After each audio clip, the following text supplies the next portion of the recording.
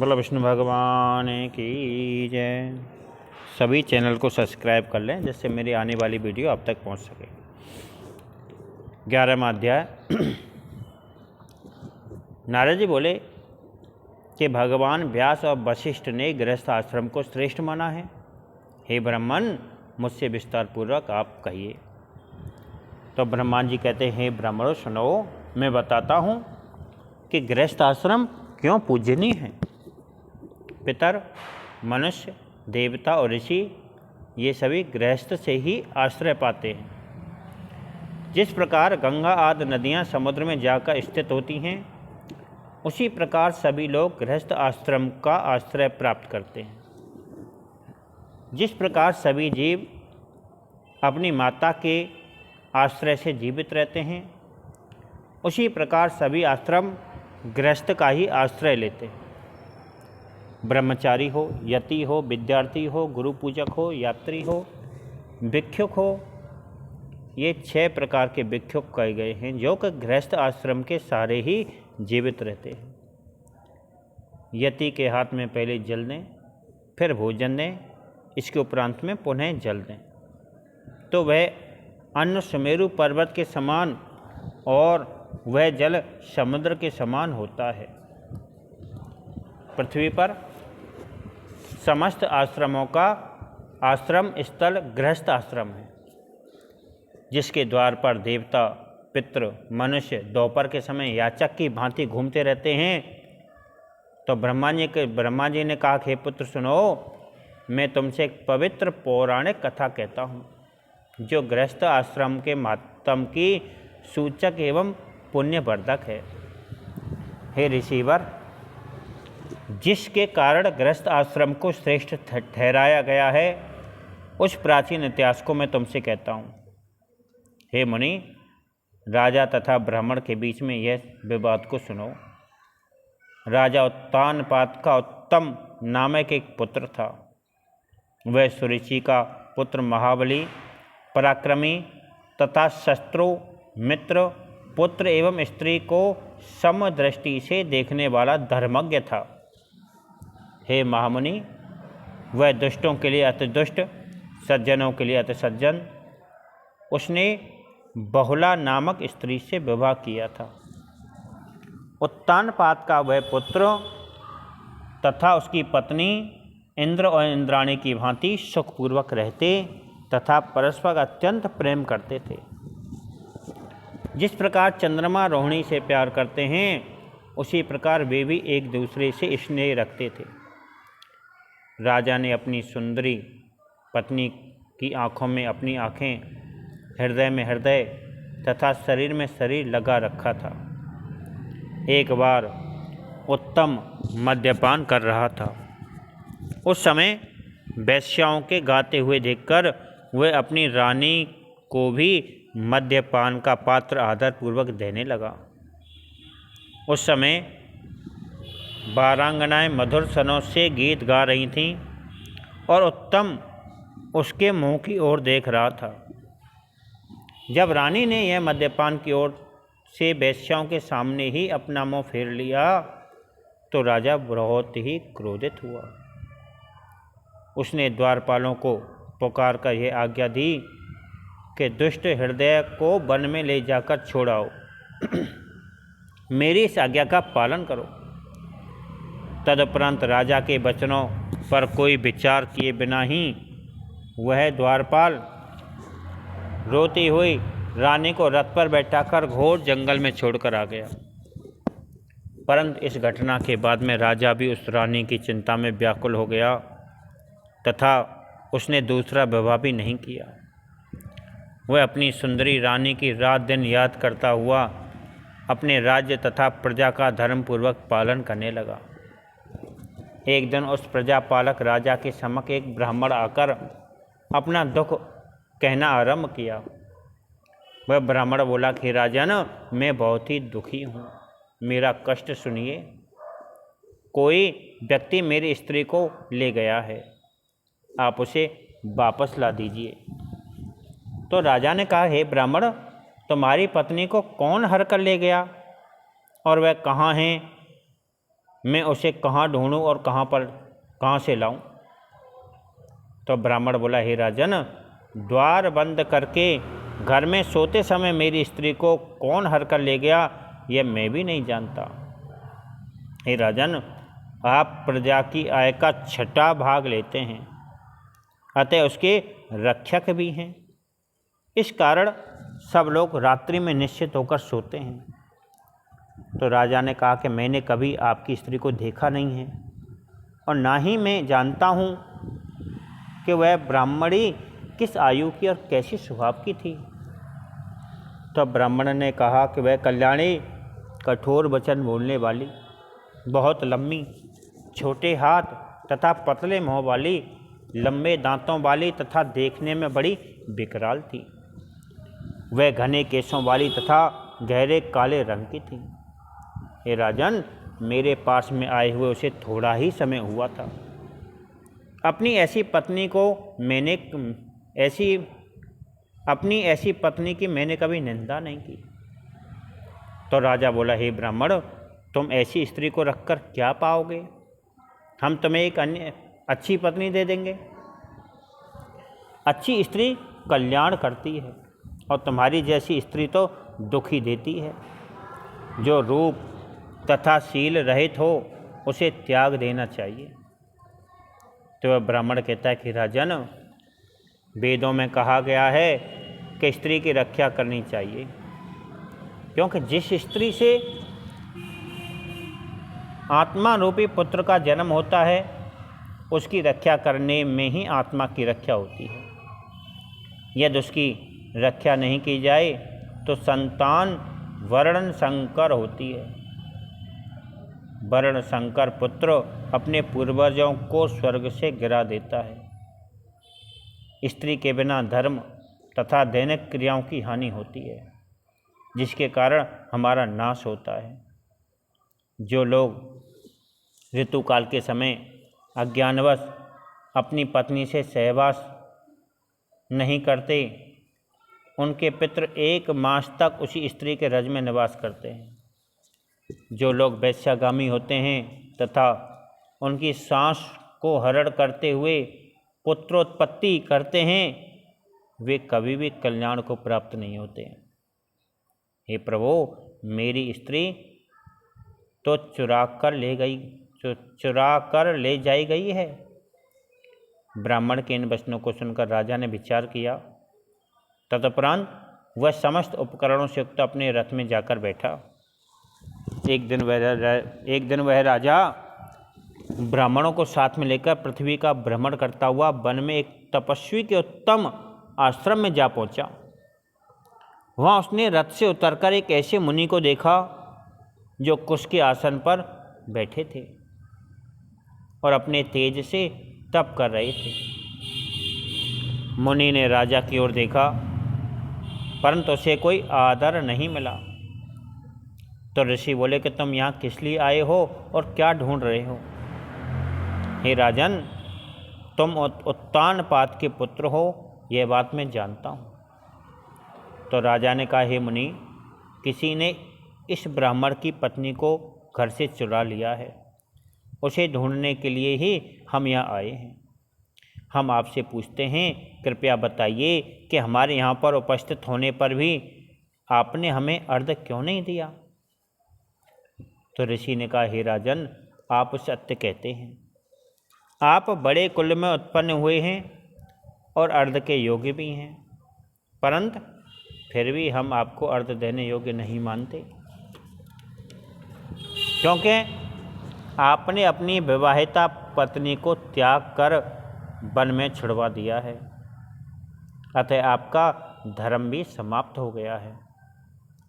एक पक्ष तक स्त्री के न रहने पर कर्म की हानि होती है, इसमें संदेह नहीं है, परंतु जिसके नित्य कर्मों की हानि होते हुए 1 वर्ष बीत गया हो, उसके लिए तो कहा ही क्या जाए। हे राजन, पति चाहे जैसा भी हो, उसके अनुकूल बने रहना ही पत्नी का धर्म है। इसी प्रकार कुशीला भार्या भी पति द्वारा पालन करने योग्य है। जहाँ स्त्रियों की प्रतिष्ठा होती है वहीं पर देवता भी वर देते हैं, परंतु जहाँ उनका अनादर आदर नहीं होता वहाँ सभी क्रियाएं निष्फल रहती हैं। अतः उत्सवों के समय स्त्रियों के आभूषण और आदर सत्कार देते रहना चाहिए। जहाँ पर पति से पत्नी और पत्नी से पति संतुष्ट और अनुकूल बने रहते हैं वहाँ दोनों का निश्चय रूप से कल्याण होता है। मुनि के वचनों से संतुष्ट तथा लज्जित होते हुए भी राजा ने फिर कहा। राजा बोला, हे भगवान, इस ब्राह्मण की पत्नी किसके द्वारा हरी गई है और वह कहाँ हैं? आप तो भूत और भविष्य के ज्ञाता हैं और सब कुछ जानते हैं। ऋषि बोले कि अद्रि नामक राक्षस का पुत्र बलाक नामक राक्षस इस ब्राह्मण की पत्नी को हर के ले गया है। हे राजन, तुम उसे उत्पलावर्तक नामक वन में देख सकोगे। तुम वहाँ जाओ और ब्राह्मण को उसकी पत्नी को मिलाओ। यह सुनकर राजा मुनि को प्रणाम करके रथ में बैठकर चल दिया। मुनि के द्वारा बताए हुए उत्पल नामक वन के भीतर राजा ने उसी समय उसी स्वरूप वाली स्त्री को देखा जैसे कि ब्राह्मण ने बतलाई थी। बेल पत्तों को खाती हुई स्त्री को देखकर राजा ने पूछा कि साले, तुम इस वन में क्यों आई हो? मुझे सच सच बताओ, क्योंकि तुम धर्म से ही ब्राह्मण की विवाहिता पत्नी हो। ब्राह्मणी बोली कि मैं वनवासी अतिरात्रि नामक ब्राह्मण की पुत्री हूँ तथा जिसका तुमने नाम लिया है उसी विशाल के पुत्र की पत्नी हूँ। मैं बलाक नामक दुष्ट राक्षस के द्वारा चुराकर यहाँ लाई गई हूँ। उस समय मैं माता और भाई से शून्य मकान में सो रही थी। जिस राक्षस ने मुझे अपनी माँ और भाई से अलग किया है उसका नाश हो। मैं यहाँ बड़े दुख में रह रही हूँ। हे राजन, वह राक्षस मुझे इस वन में लेकर आया है, परंतु मेरे साथ रमण नहीं करता। इसका कारण भी मैं समझ पाती हूँ। यह सुनकर राजा ने उस ब्राह्मणी से पूछा। राजा बोला, हे ब्राह्मणी, यह बताओ कि वह राक्षस तुम्हें यहाँ छोड़कर कहाँ चला गया? हे ब्राह्मणी, मुझे तुम्हारे पति ने तुम्हें लवा लाने के लिए भेजा है। ब्राह्मणी बोली कि वह राक्षस इसी वन में रहता है, आप उसे जाकर देख लीजिए। तब राजा उस वन के भीतर घुसा। जैसे ही राक्षस की दृष्टि राजा पर पड़ी वैसे ही वह आकर राजा के पाँवों में लौट गया। राक्षस बोला, हे पुरुष श्रेष्ठ, मैं आपका सेवक हूँ और आप मेरे स्वामी हैं। कृपया बताइए कि मैं क्या करूँ? राजा ने कहा, हे राक्षस, तुम ब्राह्मण की पत्नी को क्यों हर कर लाए हो? जैसे तुमने हरण किया है वह तो रूप और शील से भी रहित है। यदि तुम इसे खाने के लिए लाए हो तो मुझे बताओ। राक्षस बोला, हे राजन, मैं मांसाहारी राक्षस नहीं हूँ। मैं तो अपने ही पूर्व जन्मों के पापों का फल भोग रहा हूँ। यहाँ देवांगनाओं से भी अधिक सुंदर राक्षस स्त्रियाँ विराजमान हैं। तब हम मनुष्य स्त्रियों के साथ में रमण क्यों करेंगे? तो राजा ने कहा, राक्षस, जब तुम्हें उपभोग अथवा आहार की आवश्यकता नहीं है तब ब्राह्मण के घर में जाकर उसकी पत्नी को क्यों लाए? तो राक्षस कहता है, हे राजन, वह ब्राह्मण राक्षस नामक मंत्रों का ज्ञाता है, राक्षस नाशक मंत्रों का ज्ञाता है। हम लोग जब कभी किसी यज्ञ के भीतर पहुंचते हैं तो उन मंत्रों का पाठ करके हमें वहां से भगा देता है। उसके मंत्र उच्चारण के कारण हम भूखे रह जाते हैं। यहाँ आए सभी यज्ञों में सभी ब्राह्मण ऋतज्ञ बनता है। तब हमने उसे परेशान करने की दृष्टि से ही उसकी पत्नी का अपहरण किया है, क्योंकि पत्नी के बिना मनुष्य नित्य कर्म करने में अयोग्य हो जाता है। राक्षस की इस बात को सुनकर राजा बहुत ही व्याकुल हुआ और सोचने लगा कि राक्षस ने ब्राह्मण के विषय में जो कहा है उसमें मेरी निंदा की गई है। मुनि श्रेष्ठ ने भी इसी कारण मुझे अर्घ देने के योग्य नहीं कहा। इस प्रकार जब वह सोच रहा था उस समय राक्षस ने विनम्र होकर दोनों हाथ जोड़ते हुए कहा कि राजन, आप मेरे ऊपर प्रसन्न हो। राजा बोला, हे राक्षस, तुम ब्राह्मणों की स्त्री को उसके घर पहुंचा दो, फिर जब कभी हम तुम्हें याद करें तब तुम हमारे पास में आना।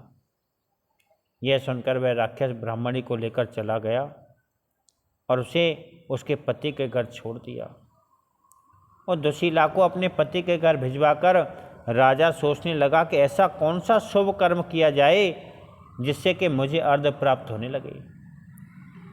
ब्राह्मण की विकलता तथा राक्षस के शब्दों को याद करके राजा सोचने लगा कि मैंने अपनी पत्नी का परित्याग कर दिया है, अतः अब मुझे क्या करना चाहिए। अब मुझे उन्हीं महाज्ञानी मुनि श्रेष्ठ के पास चलकर कुछ पूछना चाहिए। यह विचार करके राजा रथ में बैठकर वहीं पहुंचा जहाँ धर्मात्मा त्रिकालज्ञ महामुनि रहते थे। राजा ने रथ से उतरकर मुनि को प्रणाम किया, फिर उन्हें राक्षस से भेंट, ब्राह्मणी के दर्शन तथा उस दुशाला को पतिगृह भिजवाने की सारी बातें बताईं। तब ऋषि बोले, हे राजन, तुमने जो कुछ किया है उससे मैं परिचित हूँ। अब तुम्हारे लिए जो कर्तव्य है उसे ध्यानपूर्वक सुनो।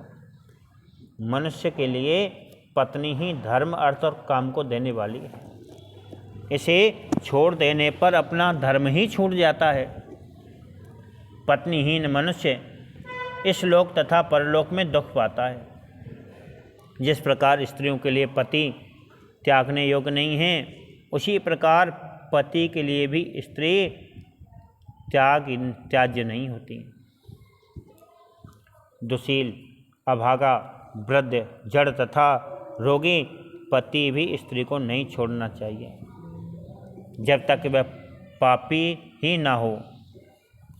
इसी प्रकार दुशीला, कर्कशा, वृद्धा, रोगिणी तथा मृत संतान को जन्म देने वाली स्त्री भी पति द्वारा त्यागने योग्य नहीं है जब तक कि वह अविचारिणी ना हो। राजा ने कहा, हे भगवान, अब मैं अपने कर्मों के प्रायश्चित के लिए क्या करूं? इन दिनों तो मैं जो कुछ भी करता हूं उससे मेरा मन दुखी ही बना रहता है।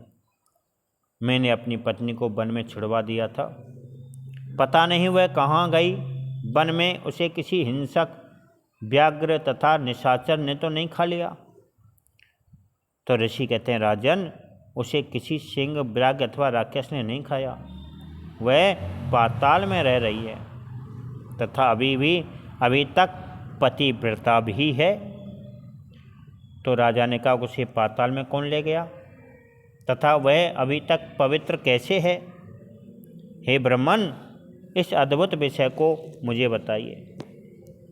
ऋषि बोले कि पाताल में 7 पोतक नामक एक नागराज रहते हैं। उन्होंने तुम्हारी पत्नी को जंगल में घूमते हुए देखा, तब वे रूप मद से गर्वित तुम्हारी पत्नी को बिना किसी माया के स्नेहपूर्वक अपने साथ पाताल को ले गए।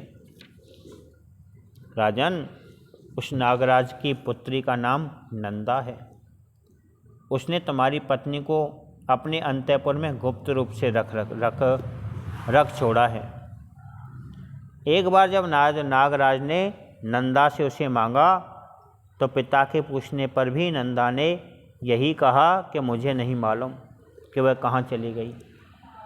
हे राजा, इस प्रकार वह पाताल लोक में है, उसे लाने का प्रयत्न करो। तुम वहाँ जाओ और उसे लाकर धर्मपूर्वक पृथ्वी का पालन करो। पत्नी की सहायता से ही तुम सभी धार्मिक क्रियाओं को संपन्न करना। मुनि द्वारा किए गए वचनों को सुनकर राजा रथ में बैठकर अपने नगर को लौट आया। वहाँ उसने आकर उस ब्राह्मण की पत्नी सहित में इस प्रसन्नतापूर्वक रहते हुए देखा। वह बुद्धिमान ब्राह्मण प्रसन्न होकर बोला, ब्राह्मण कहता है कि राजन, हम तुम्हारे प्रति कृतज्ञ हैं। पत्नी के ना होने से हम बड़े अशांत थे, अब सुखपूर्वक अपने धर्म का पालन कर रहे हैं। तो राजा ने कहा, हे ब्राह्मण, आप अपने धर्म का पालन करके कृतार्थ हुए, परंतु दुख तो उन्हें हैं जिनके घर में पत्नी नहीं है। ब्राह्मण के इस प्रकार कहकर राजा ने विचार किया और फिर महाबलशाली सत्यसंग बलाक राक्षस का स्मरण किया। स्मरण करते हुए राक्षस राजा के समीप आकर प्रणाम करते हुए बोला, आज्ञा दीजिए, मैं क्या करूं? तब राजा ने उसे विस्तार पूर्वक सब बातें बताईं। फिर वह पाताल से राजा की पत्नी को ले आया। राजा की पत्नी ने जब अपने पति को देखा तो वह बहुत ही प्रसन्न होकर बोली कि हे महाराज, आप प्रसन्न हो। तदुपरांत राजा भी आनंदित होकर अपनी पत्नी के साथ में रमण करते हुए स्वर्ग से भी बढ़कर सुख का उपभोग करने लगा। राजा अपनी पत्नी को धर्म तथा कर्म में सहायक समझने लगा। तो ब्रह्मा जी ने कहा, हे देवर्षि, मैंने तुमसे गृहस्थ आश्रम का महत्व विस्तार पूर्वक कह सुनाया है, अब तुम और क्या सुनना चाहते हो? बोलो विष्णु भगवान की जय।